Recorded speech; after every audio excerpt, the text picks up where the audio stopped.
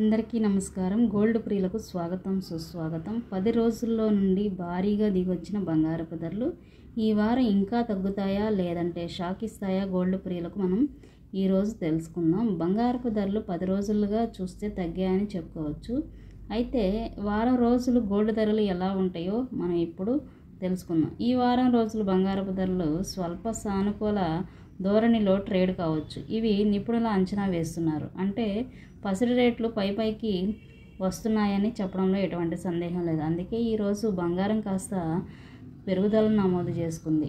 24 క్యారెట్ల బంగారం 1 గ్రామ్ 10,141 రూపాయి, 8 గ్రాములు 81,128 రూపాయలు, 10 గ్రాములు 1,1410 రూపాయల దగ్గర ట్రేడ్ అవుతుంది.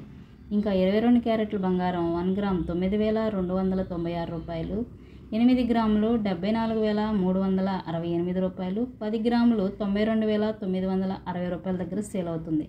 ఈ ధరలు హైదరాబాద్, విజయవాడ, విశాఖపట్నం, అలాగే జీఎస్టీ మేకింగ్ ఛార్జెస్ కూడా అదనంగా ఉంటాయి.